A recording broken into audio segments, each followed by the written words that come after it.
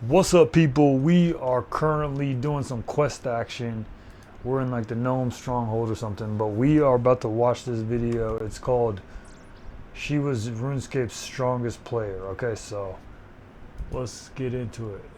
Lady Killjoy was once the most feared player in RuneScape. Her combat level was the highest in the game, and in the wilderness, that made her untouchable. She looted gear and party hats now worth billions. Then, without warning, she vanished, taking her massive fortune with her. But her legacy went far beyond PKing. She created one of RuneScape's most iconic quests, and its rewards are still used by players to this day. Without her, RuneScape would be a very different game. So, who was she? Why was she so feared? Oh no, and I'm not why leaving. did she disappear forever? That was just a stream. I mean the video, so like I can cut these videos into clips. You know what I'm saying? The incredible story of Lady Killjoy. To tell this story right, we need to go back to 2001. We don't know the exact date, but sometime This is RuneScape, like this ain't old school. This is classic.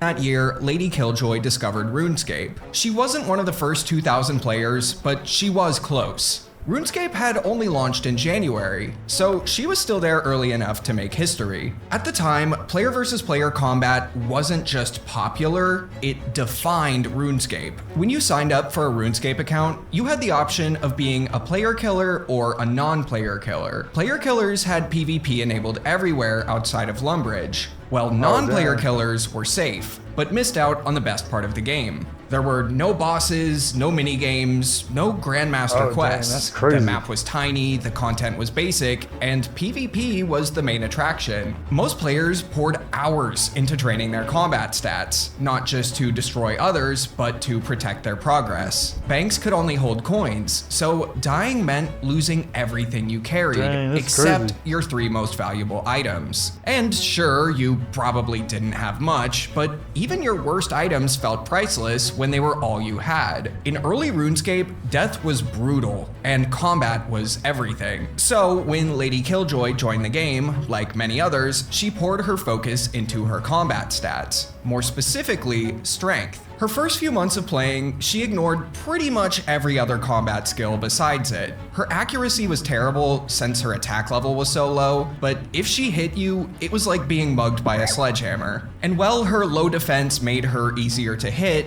it didn't matter much if her opponents were already dead. As her strength level rose, so did her rank on the high scores. Her overall rank wasn't anything special, but in the top 2,000 fighters section, she was rising fast. Ranks in this section were determined by a player's hit points level, and because you gain hit points XP when you train other combat skills, such as strength, her hit points level climbed alongside it, pushing her up the ranks quickly. As her fighting rank rose, some of the game's top players started to notice. She was soon invited to join the Wanderers, one of the most powerful clans in RuneScape at the time. They had legends like Lightning, TKS, and even Blue Rose 13X. If you haven't seen my documentary on Blue, she was one of the only people in the entire game who could smith rune weapons and armor, the best gear available in 2001. Now, Lady Killjoy had everything, the stats and the gear. If your clan didn't have an alliance with the Wanderers and you saw Lady Killjoy coming, your heart would be racing faster than your first time fighting Jad. Although Jad wouldn't come out for another 4 or so years, I think you get what I'm trying to say. Nobody knew it yet, but Lady Killjoy's story was only just beginning, and it was about to collide with one of RuneScape's most important players. But first, did you know that every single hour a man is diagnosed with testicular cancer? It's the most common cancer The heck is this? among men ages a bundle will design and ever log into RuneScape. Around this time, Lady Killjoy would meet Rab. Rab was RuneScape's one and only volunteer moderator. He was the first player to ever log into RuneScape, had a direct line to the game's founders, the Gower brothers, and generally had a big influence on the game. You've probably never heard his name, but have you ever completed the Romeo and Juliet quest, the Prince Ali rescue quest, or everyone's favorite shortcut to level 10 mining, Doric's quest? Rab wrote and programmed all of those. I'll probably make an entire video about his many contributions to the game. Bro, what the heck is this, bro?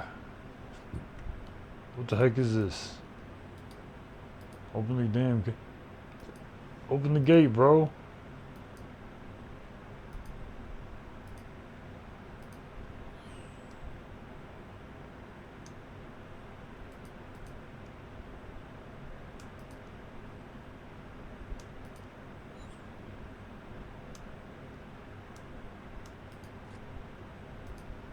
Okay. Favorite shortcut to level 10 mining, Doric's quest? Rab wrote and programmed all of those. I'll probably make an entire video about his many contributions to the game one day, so subscribe if you don't want to miss that. But for now, just know that Lady and Rab would become close friends soon after meeting. Lady would express to Rab that she had interest in writing her own quest. He encouraged her, and after she drafted up an idea, the two went back and forth refining it. Eventually, it was passed along to the Gower brothers for their consideration. Andrew Gower would read it over, and he liked it, so he sent it off to Paul Gower to implement into the game. Now, you might be wondering why. Why would the Gowers let a seemingly random player write a quest when they could just make one themselves? Well, the answer's pretty simple: time. Back then, the Gowers were the only ones running Jagex, and Runescape already had thousands of active players. Letting someone else take on the heavy lifting of quest writing saved them valuable time that they desperately needed. Lady's quest would go on to become the family crest, and the final version is much different from the idea Lady originally sent to Rab. Let's start with the version that made it into the game first. I imagine many of you either haven't done this quest, haven't done it in many years, or like me, spacebarred through most of it. So the story goes like this. The Fitzharmon family crest has gone missing, which has ruined the family's honor. You need to find it and return it to a character named Dominthius. Dominthius is the father of the Fitzharmon family. He has 3 sons who went off to war many years ago and took the crest with them. The sons have since split the crest into 3 and stopped talking to each other. The first son, Caleb, is a chef in Catherby who will give you his piece if and only if you complete a great task for him. Gather the fish he needs to complete his salad. The next son is named Avon in Al-Kharid, who wants a ruby ring and necklace made from perfect gold. You then go through a dungeon maze, mine the perfect gold, make the jewelry, and then you get his piece of the crest. Last is Jonathan, who is a wizard. He's been poisoned by spiders, but don't worry, he's bravely walking around his room in the Jolly Boar Inn doing absolutely nothing about it. If you cure his poison, he'll tell you that the final crest piece is being held by a demon named Chronozon in the low-level wilderness section of Edgeville Dungeon. He can only be killed if you use all 4 elemental blast spells on him at least once. Once you kill him, he'll drop the final crest fragment. Now, on day 1, Chronozon was actually located in the lava maze in deep wilderness, but Jagex moved him after a large number of complaints. I wouldn't be shocked if high-level players were camping this spot looking for some easy targets. Anyway, now that you have all of the crest pieces, you combine them, return to Dominthius, and quest complete. In return, Dominthius will reward you with a pair of steel gauntlets, but the real reward comes from his sons. Each one can enchant the gauntlets to give them a different bonus. Caleb, the chef, offers the gauntlets of cooking, which reduce the chance of burning certain types of fish. Avon gives you the gauntlets of goldsmithing, which boost the smithing experience you gain from smelting gold bars. And Jonathan, the wizard, can enchant them into the gauntlets of chaos, which increase the damage of elemental bolt spells. But there is a catch. When this quest was released, you could only pick 1 pair, and then you were stuck with that pair forever. If you picked the Gauntlets of Goldsmithing, that was it. You could never get the other 2 pairs. So now let's talk about Lady Killjoy's original version of this quest. You'll soon realize how different RuneScape could have been if this was the version that made it into the game. The quest starts off pretty similarly, except this time there's 4 brothers. You help Caleb the chef, it's pretty much the same. You help Avon, it's pretty much the same, except his name is Adam this time for some reason. And then when it's time to help Jonathan, things get a little weird. Instead of being in the Jolly Boar Inn, Jonathan is in a dungeon. He's looking for a death rune so he can kill a demon that is holding a water orb. He needs this orb to complete his staff. If you kill the demon for him, who is located in the low-level wilderness section of Edgeville's dungeon, and give him the orb, he'll give you his piece of the crest. Now, as you probably guessed, that demon would later become Chronozon, but when Lady was first writing the quest, she didn't have a name for him yet. While discussing it with Rab, she first suggested Kraken, which kind of works, except, you know, that's a fish. Then she pitched Damien, probably inspired by the Omen, which honestly is pretty cool. And after that came Cerberus and Hydra, before Rab finally suggested the name Chronozon. I found it kind of funny that 3 of the names Lady suggested would eventually go on to become real bosses in old school RuneScape, just not demon bosses. So back to the quest. You kill the demon, return to Jonathan, and oops, he's been possessed by a spider. So you need to find him a poison antidote. Once you do and he's recovering, he'll tell you about the 4th brother, Michael. Michael was the fiercest warrior in the wilderness, and he was last seen near the lava maze. Once you track him down, he challenges you to a battle, and once you win, he gives you his piece of the crest. You then return to Domintheus, and as a thank you, instead of giving you steel gauntlets, you are given the family's best shield, the Dragon Shield. Pretty cool, right? And honestly, not that far off from the quest we eventually got. But if that reward had stayed, a Dragon Shield handed out by a mid-tier quest, it would have changed everything. At the time this quest was being developed, there was only 2 pieces of dragon equipment in the entire game. The Dragon Sword, known today as the Dragon Longsword, and the Dragon Axe, known today as the Dragon Battle Axe. Both were locked behind somewhat challenging quests, so the Dragon Shield would have fit perfectly into that lineup. But the Gowers clearly had bigger plans. And by bigger, I mean put the Dragon Shield behind a jungle puzzle so confusing it makes you wonder if the game is broken. The shield wouldn't appear until late 2003 and could only be used after completing Legends Quest, a quest far more punishing than anything Lady Killjoy originally designed. Still, the real rewards, the gauntlets, ended up being hugely influential. All 3 are still used by players to this day. Smelting gold bars at the blast furnace while wearing the goldsmith gauntlets is the best smithing experience in the game. Cooking gauntlets are the only way I got to 99 cooking without burning half of my bank.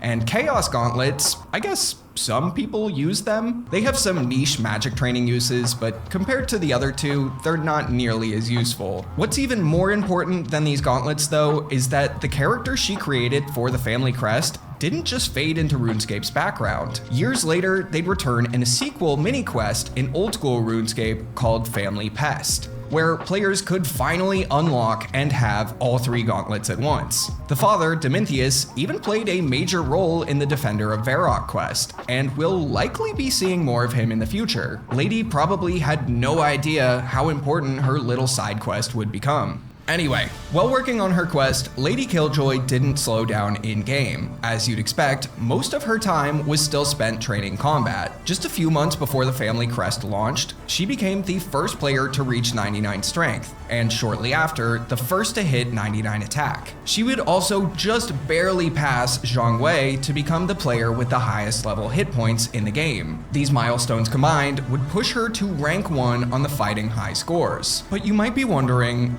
how? We know now that she started RuneScape a bit later than many other high-level players. So how did she possibly catch up? Well, she had spent the last few months almost exclusively killing guards for hours on end every day. She had discovered something strange about how RuneScape's combat formula worked at the time. Despite her very high combat level, it was actually more efficient to kill lower level NPCs. Higher level NPCs took longer to kill and overall gave you much slower XP.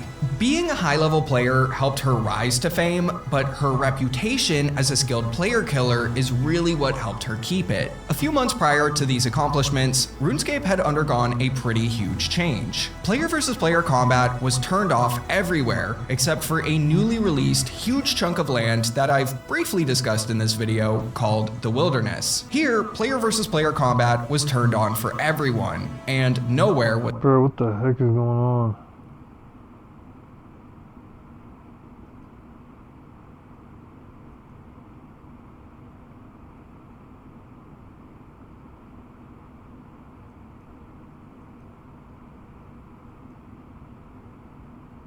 The heck?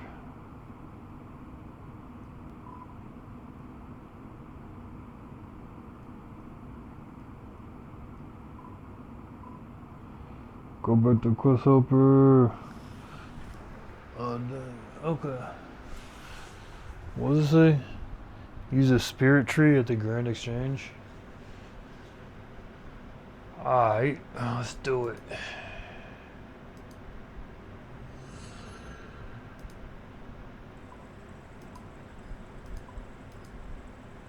Okay. Was safe. And this place was Lady Killjoy's new stomping grounds, and for everyone else, it was a scenic shortcut back to Lumbridge. Here, she would demolish other players, earning her countless rune items, scores of dragon equipment, and even dozens of party hats. Had she held on to all of it, she would surely be one of the richest players in the game right now. You'll see why she didn't in a moment. Now, seeing as how she had the highest combat level in the game and a near endless supply of all of the best gear thanks to her friendship with Blue Rose, it was near impossible for other players to compete with her. If you came across her in the wilderness, your only option was to run, as trying to fight her would almost certainly lead to your death. By now, everywhere she went, players would follow her, spamming her name and asking questions. She was invited to in-game weddings, promoted to forum moderator for the Wanderers, and regularly topped lists of RuneScape's scariest players. And now, thanks to the family crest, she had even helped shape the game's future. Lady Killjoy had reached the top of the game in every aspect. But just as quickly as she rose, it all began to slip away. In the following months, she would begin to dislike PKing, and soon announce her retirement from it. She would comment that she doesn't PK anymore because it started to get to her when people would beg her not to kill or hit them. This would slowly kill the fun of it for her. She would continue. Wait, what did she say? Comment that she doesn't PK anymore because it started to get to her when people would beg her not to kill or hit them. This would slowly kill the fun of it for her. She would continue playing RuneScape for a while, but would quickly start to fall in ranks on the fighting high scores. In mid-2003, she would Yo, Lindsay, thanks. finally quit RuneScape. It was announced in 2004, a game called 2003, she would finally quit RuneScape to instead play a different game called Dark Age of Camelot, and later, when it was announced in 2004, World of Warcraft. However, this wasn't the last we would see of Lady Killjoy in RuneScape. Many years later, after the game had already transitioned to RuneScape 2, she would return. She would co-found a skilling clan called Keepers of Forgotten Honor, and trained the newly released construction skill for a while before disappearing once again. From then on, she would pop onto the game here and there over the next few years, but never stuck around. In 2008, she made a forum post that perfectly captured how out of place she now felt in the game that she once dominated. So I've been wandering around the last few days on RS. Just wow how things have changed so much. I've been lost in some city for a day now. Anyway, what is max combat level now? And where the heck did PKing go? It was a surreal moment. Lady Killjoy, once the most feared player in RuneScape, now completely lost in a world that had moved on without her. A few months after that post, something strange happened. Lady Killjoy logged into RuneScape once again, but players soon discovered it wasn't her. Unfortunately, her account had been hacked, and the hacker would take all of the valuables she had earned while PKing. That would be the last time anyone saw her account in-game, and in July of 2014, Jagex released the usernames of former members who hadn't logged in for over 2 years, as well as the usernames of non-members who'd been inactive for more than 6 months. Lady Killjoy's name was among them, and just like that, it was gone, taken by a player who, if you check their stats, clearly isn't her. Although Lady Killjoy has long vanished from RuneScape, her legacy lives on in the character she created, every gauntlet worn, and every player who panic clicks the logout button in the wilderness. Check out the video on the right, all about why RuneScape's housing market collapsed. In 2001, houses exist. Dang, that's crazy. Alright, y'all, hope you enjoyed that video. I never knew who that chick even was, you know what I'm saying? Yeah, for real, she did get soft. You know what I'm saying? Like, she could have been like... Dang, that's crazy.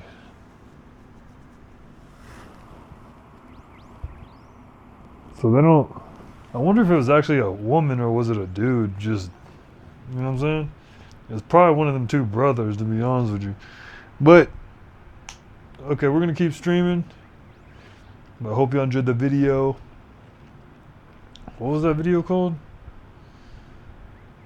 She was RuneScape's strongest player, but then she vanished. And it's probably a guy. Catch y'all later.